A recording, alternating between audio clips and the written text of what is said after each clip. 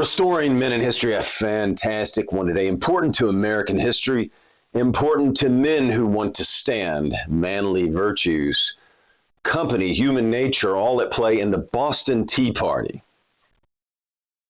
Human nature stays the same.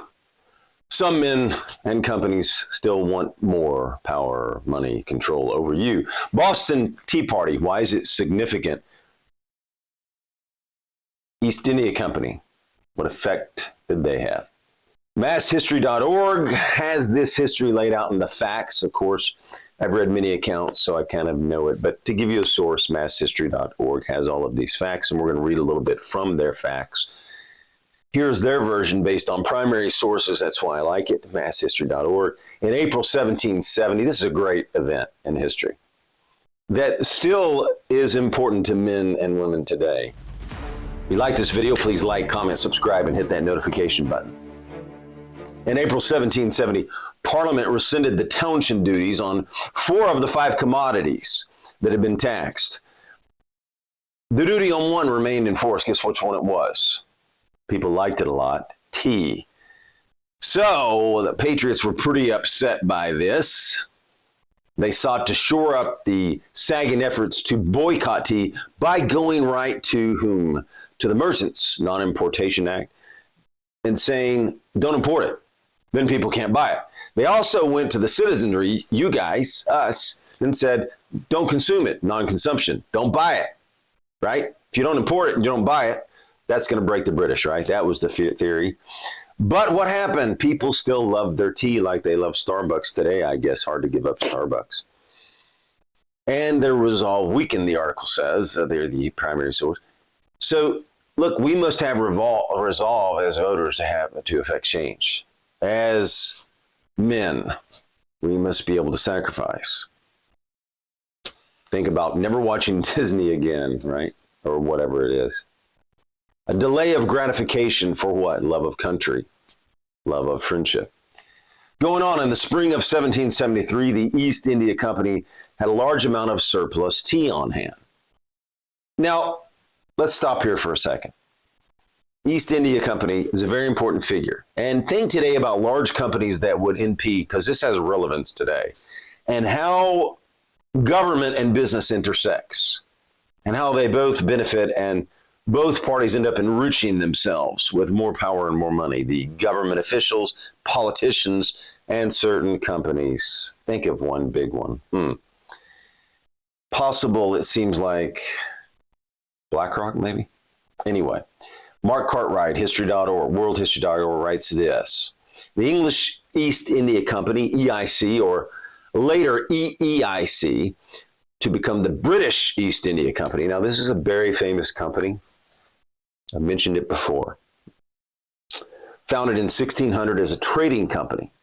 They had a big private army. I think in one spot in India, I believe, they had over 100,000 troops. They had the backing of what? The British government. We see that today, right? The American government picking winners and losers. The American government choosing to go to war to enrich whom? Military industrial complex, corporate America, big pharma. The EIC looted the Indian subcontinent. Who's being looted right now? From 1757 until anarchy necessitated. This is so applicable to today and relevant. Who is being looted today from corporate America? That government step in. Remember the history of Wall Street in 2008, too big to fail? You ever read that history of that? Who benefited from that? Who was punished from that? And who lost? Anyway, going on. The government step in and take over EIC possessions in 1858. That was later. The EIC was the mean by which British conducted its imperialistic policies in Asia and made its millions through global trade in spices, tea, textiles, and opium. So government and business can ally for many purposes, right? They can ally for purpose, right? For example, today, if the government wanted censorship, they could push Twitter, Facebook, and others to do that for what they wish, right? The intelligence agencies could push, we know what happened, Twitter files. Both parties end up benefiting, right? First Amendment stands in your way, go around, go to the company. It was criticized for its monopolies, harsh trading terms, corruption. What a shocker, corruption. How much corruption do we have today in America? Where's the threat internally? Where is our largest threat? Corruption, right? One of them. Finally, by no means at least, the EIC swept away rulers that stood in their path. Sound familiar? What happened in Ukraine? What happens around the globe? What the intelligence agencies did. EIC swept away rulers that stood in their path. There is a grave danger of big business and big government working together, and the government favoring one business still today, right? Relentlessly siphoned off resources, repressed the cultural practices of the people living within the vast territories. In short, watch this quote. EIC was the sharp end of the British imperial stick. Who do we see that with today? Think about large companies today. Who's the stick for censorship? Would that be possibly Facebook? Used to be Twitter? All the other companies? What are they trying to do to TikTok right now? They can't completely control that, can they? So, control, power, money, relevant then, relevant today. Government and politicians and business all working to achieve their purpose to enrich themselves, right? Still going on. The EIC's directors, guess this, and shareholders gained immense riches. India, in contrast, became what? Poor. Is America becoming, or average American becoming poor today? Much more than a trading company, the EIC ultimately became a state within a state. Sound familiar? An empire within an empire. What do you think of, just a question, BlackRock and Vanguard? What's your thoughts on them? Who was it accountable to, the EIC? Who are they accountable to, by the way? Who's BlackRock accountable to? Who are the politicians really accountable to? And no one, anyway, who was the East India Company accountable? No one really accepted shareholders, right? Now, this is the interesting thing. The EIC was heavily involved in what became known as the triangular trade, which involved exchanging precious metals for products made in India, notably what? Textiles, and then selling those on the East Indies in exchange for what? Spices. The spices, above all pepper, were then shipped to where? London, where they then commanded prices high enough to make a profit on the original metals investment. Later in history, the EIC gained enormous profits from the salt trade, tea trade, and the sale of opium to China. Now, there were wars, too, over that. They had their own private army and, of course, ended up fighting wars, and we fight wars today. The EIC imported so much tea to Britain that it, watch this. Now, here's how it ties to our story.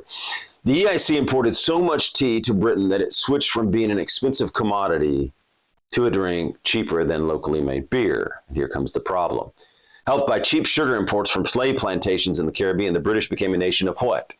Tea drinkers. They liked their tea. Americans seemed to like their Starbucks coffee.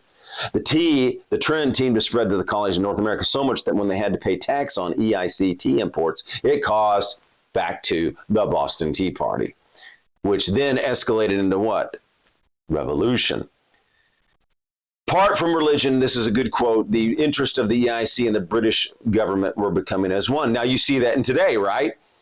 Look at DEI. Government interest of the government today. The administrative state loves DEI. Corporate America loves DEI. Climate change. The government of America today loves climate change. The Uniparty loves climate change. Republicans, Democrats, especially the Democrats, and corporate America, Silicon Valley, Hollywood pushes climate change, right? They'll make a movie about it, push it in your face.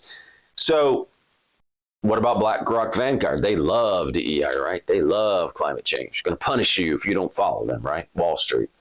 So we've got that going on today, right? This intersection and who benefits, who enriches them. You got Treasury secretaries going from Goldman Sachs to the Treasury Secretary Treasurer back to Goldman Sachs. U.S. reps going back in the private business to on a board, right? Fox board, right? Paul Ryan went to the Fox board, right? So you got this merging and where people come out much. How many politicians go into with not much money to the Congress and then after the top stock tip trades and all that come out super wealthy? Or are they really good at picking stock trades? So we know this is happening. where these interests are colluding and they're driving their agenda, driving their narrative, pushing it on you for climate change, DEI, and whatever else they want, COVID, mass, vaccines, whatever, big pharma, going to war. We need to go to war in Ukraine. They push all these narratives and they kind of go together, right? Government and corporate America working together, rewarding each other, all of them benefiting, right? Administrative stake, it's companies, they just keep benefiting. All right, let's look. The 1773 Regulating Act and 1774 India Act gave the British government military, financial, and political control over the territories administered in its name by the EIC. Officials of the EIC could no longer conduct private trade, and they were more transparent. The greater interest the British government began to take in India was likely a direct result of the loss in the colonies. Now, here I wanted to put this in for sure. There was no question that the EIC was a branch of the British government. Okay, now look at the intelligence agents going to Twitter, the FBI agents, and then the FBI agents telling Twitter what to do, right? In the Twitter files, go to the Twitter files. So look at this dangerous crossover of interference in the First Amendment. And who's gone to jail for it? Who's been punished for it? No one that I know of. But the relationship was not one directional. There you go, Twitter, FBI, CIA. In the early 19th century, around 100 members, get this, of Parliament in Westminster were also employees of, guess what? The EIC. And that's happening today. Go back to the Twitter files. Human nature, same, right? Power, control, money. So the tentacles of the trading giant reached to the very heart of the political power in Britain. Warren Hastings, 1732 to 1818, was a key figure in EIC history, made its first governor general in 74. His tenure saw the company make many treaty arrangements with independent Indian princes and replace a strategy based on conquest with that of what? The company's roots as a trading body. Policy was short-lived, but Hastings' tenure saw EIC grow enormously. Back to the other piece. Let's go back to masshistory.org. Watch what the government does here. Now, you got the background of the East India Company. Wall Street, corporate America today. Same thing going on, right? What do we do? To aid the failing company, thwart the smuggling of Dutch tea, and reassert its authority to levy taxes on the colonies, Parliament authorized the Tea Act on 10th of May, 1773. Tea sold in America would carry no duty for the East India Company. See this favoritism? See this help? See the government and business working together? Instead, the tea would be taxed at the point of entry in colonial ports. Consignees or special agents were appointed in Boston, New York City, Philadelphia, and Charleston to receive and sell the tea. In the fall of 73, as newspapers published the particulars of the East India Company plan, colonists learned what? The tea is coming. What are they going to do? What's going to happen here? What do you think they're going to do? Okay. They start protest, rioting, rebuke the tea agents, calling them political bombardiers. They do. That's how they assault them. Now, they had this group that was getting together to counter it. What were they called? Instead of political bombardiers, Boston's TH countered that they are the true sons of liberty. Who were the real sons of liberty? Britannica says this: Sons of Liberty was an American colonial organization formed to oppose unfair British taxation. Don't you wish we had that today? Peacefully, though. And fight for what? The rights of the colonists. We just want to stand peacefully. Sons of Liberty was formed in the summer of 65. What happened then? You remember we went through? In Boston, Mass. Its name was taken from a speech given in the British Parliament by Isaac Barry, a member of Parliament, in which he referred to rebellious colonists as the Sons of Liberty. As their revolutionary spirit grew, a group of men who later became members of the Sons of Liberty met under this elm tree in Hanover Square. You may remember a letter from Thomas Jefferson to William James. Hanover Square, Boston, the Liberty Tree. During this meeting, they hung an effigy of Andrew Oliver, who had been commissioned as stamp collector in Boston from the Liberty Tree. The effigy was eventually beheaded, and Oliver's properties were plundered and burned. Oliver's subsequent resignation proved that threats and violence were effective means, and this is from the piece, this is not what I'm saying, of rebellion for the colonist. Townshend Acts were passed by Parliament in 67, which increased the number of taxes on the colonies while denying them a say. Angered the Sons of Liberty, organized boycotts of British good. The arrival of soldiers led to the Boston Massacre. We talked about that. We will go past this. In the wake of the massacre, the Sons created publications depicting the British troops as murderers.